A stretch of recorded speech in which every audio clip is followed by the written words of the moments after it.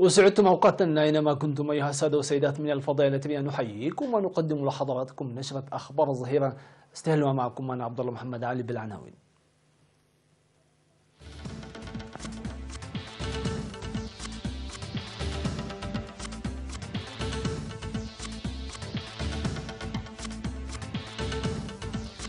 بيان مشترك للسلام والصداقة بين إريتريا وإثيوبيا.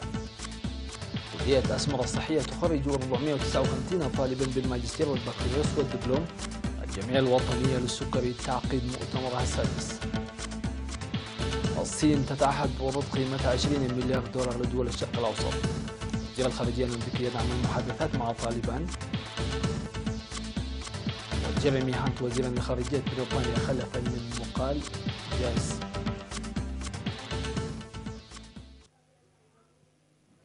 أهلا بكم إلى التفاصيل. وضعا في الاعتبار العلاقات التي تجمع بين الشعبين الإثيوبي والإريتري والتي تشمل الجغرافيا والتاريخ والثقافة واللغة والدين المشترك والمصالح المشتركة بينهما، ومع التذكير بأن الفرص التي كانت مواتية للشعبين من أجل تأسيس مستقبل زاهي ومشرق مبني على الإرث المشترك قد أهدرت خلال عشرات السنوات الماضية. وانطلاقا من أن كلا الشعبين طويا مرحلة كانت مليئة بالآثار السلبية في منطقة القرن الأفريقي، والتي دفع فيها تضحيات كبيرة من أجل استعادة تلك الفرص مرة أخرى واستبدالها بفرص أخرى ذهبية، توصلت كل من الحكومتين الإثيوبية والإريترية إلى إصدار البيان التالي، والذي يعكس رغبة وأمان الشعبين: إنهاء حالة الحرب بين إثيوبيا وإريتريا وفتح صفحة جديدة من السلام والصداقة. ستعمل الحكومتان على الشروع في تطبيع التعاون السياسي والاقتصادي والاجتماعي والثقافي والأمن بما يخدم ويدفع للأمام بمصالح الشعبين.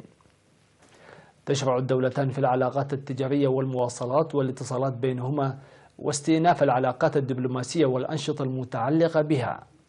العمل على تنفيذ قرار مفوضية الحدود الإريترية الإثيوبية.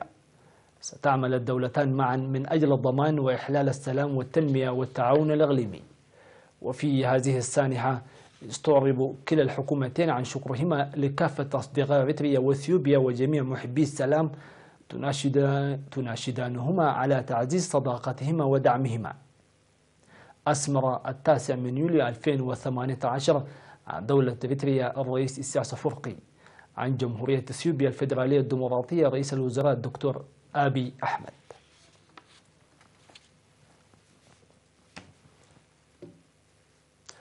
صرح وفد إثيوبيا الفيدرالية الديمقراطية بأن حفاوة الاستقبال الشعبي والرسمي التي وجدها تبرز إرادة الشعب الإريتري للسلام وحسن الجوار. وفي تصريح أدلى به وزير خارجية إثيوبيا الدكتور ورقني جابيو لوسائل الإعلام الإريترية، ذكر بأن حفاوة الاستقبال الأخوية التي وجدوها تعكس جاهزية الشعبين لتأكيد السلام والتكامل، موضحا في الوقت ذاته أن احتفال الشعب الإريتري وخاصة شعب العاصمة أسمر بهذا اليوم التاريخي بالخروج إلى الشوارع خير دليل لذلك، معبرا عن امتنانه لحفاوة الاستقبال. وأكد بأن ليس له أدنى شك عن جاهزية الشعبين للتعاون دون الالتفات إلى الوراء لتأكيد التطور والازدهار الجماعي لتعويض الفرص التي خسرناها خلال 20 عاما مضت. من جانبها أشارت الناطقة باسم المجلس الاتحادي الإثيوبي خيرية إبراهيم إلى أن هذا اليوم التاريخي كان مناسبة لإبراز إرادة وحب الشعبين للسلام التي كانت مدفونة. وقالت: في الوقت الذي جئنا فيه لتعويض خسائرنا شاهدنا أن الشعب الإريتري شعب أصيل ويتميز بحسن الضيافة وكرم، ولا تستطيع أن تفترق عنه ولا ليوم واحد ناهيك ل20 عاما. وأكدت بأن جهود السلام الجارية من الجانبين وصلت إلى مرحلتها الأخيرة، مشيرة إلى أن تعزيزه بالمجالات الاقتصادية والاجتماعية والتنموية من أهم المهام المرتقبة مستقبلا. هذا ويضم وفد إثيوبيا الفيدرالية الديمقراطية برئاسة رئيس الوزراء الدكتور آبي أحمد، الذي قام بزيارة رسمية إلى البلاد بموجب الدعوة التي قدمها له فخامة الرئيس إسياس أفورقي في 8 و9 يوليو الجاري. يضم وزير الخارجية الدكتور ورقني جابيو والناطقة باسم مجلس ممثلي الشعب السيدة مفرحات كامل، والناطقة باسم المجلس الاتحادي السيدة خيرية إبراهيم، بالإضافة إلى رئيس إقليم العفر الحاج سيوم أول وغيرهم.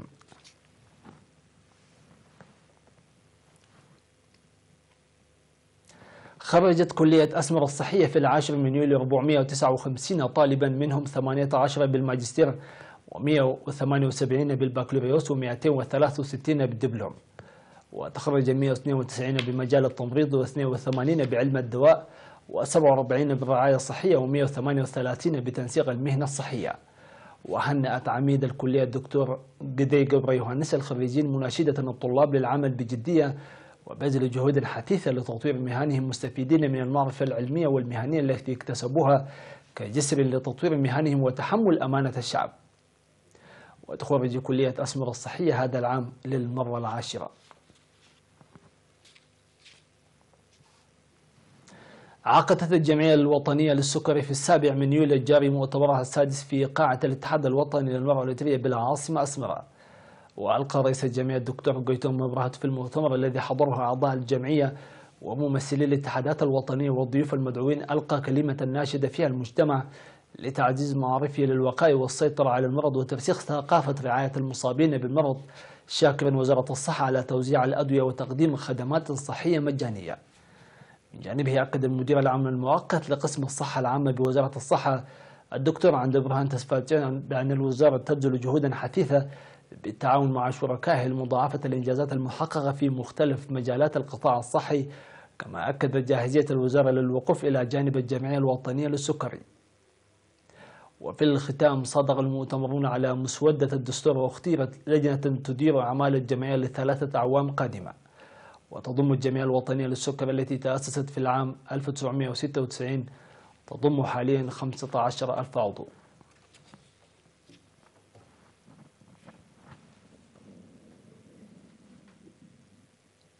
أما الآن مع الأخبار العالمية، فتفضلوا بالبقاء معنا.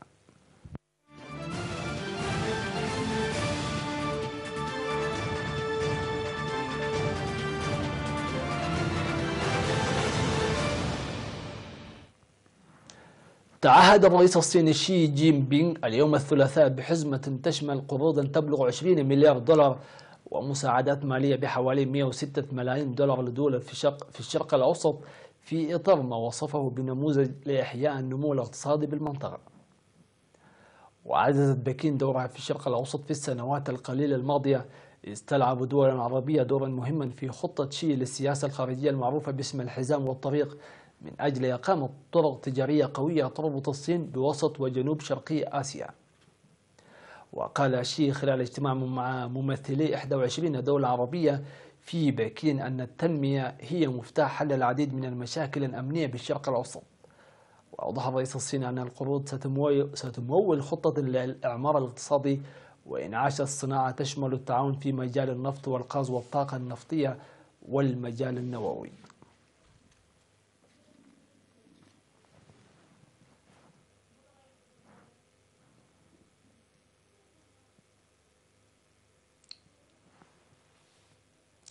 تعهد وزير الخارجية الأمريكي مايك بومبيو الذي وصل إلى أفغانستان في زيارة مفاجئة بدعم مساعي الرئيس أشرف غني لبدء محادثات سلام مع حركة طالبان، وأكد مجددا على استعداد الولايات المتحدة للمشاركة في المحادثات. وهذه أول زيارة يقوم بها بومبيو لأفغانستان منذ توليه منصبه في أبريل الماضي، وجاءت في ختام جولة في دول آسيوية شملت كوريا الشمالية وفيتنام. وجدد بومبيو عرضا أمريكيا بالاستعداد للمشاركة في محادثات مباشرة مع طالبان. هذا وفي الوقت نفسه قال مسؤولون حكوميون أن انتحاريا فجر نفسه في مدينة جلال آباد، مما أسفر عن سقوط ما لا يقل عن 10 قتلى، ولم تعلن بعد أي جماعة متشددة مسؤوليتها عن الهجوم.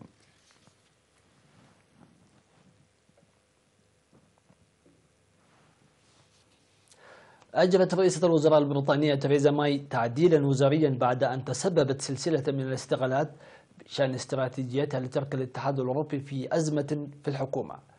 وعين جيريمي هانت وزيرا للصحة وزيرا للخارجية خلفا لبوريس جونسون الذي استقال، متهما ماي بالسعي إلى نصف خروج من الاتحاد الأوروبي. وجاءت استقالة جونسون بعد ساعات من استقالة ديفيد ديفيس وزير شؤون الخروج من الاتحاد الأوروبي وعدد من السقارى المسؤولين. وقال جونسون في خطاب استقالته أن مقترحات ماي للتجارة بعد الخروج من الاتحاد الأوروبي ستجعل من بريطانيا مستعمرة للاتحاد الأوروبي.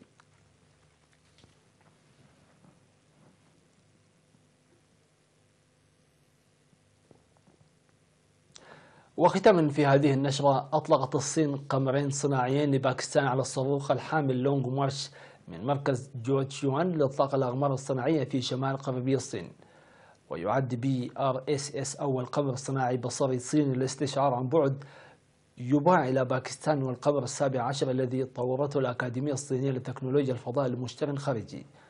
وتم إرسال قمر صناعي للتجارب العلمية طورته باكستان محليا في المدار عبر نفس الصاروخ.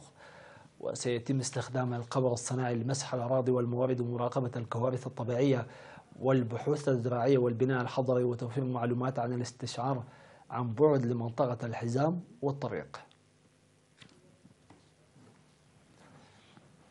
إلى هنا نصل إياكم مشاهدينا الأفاضل إلى ختام هذه النشرة. شكرا لكم على حسن المتابعة والإصغاء. في أمان الله.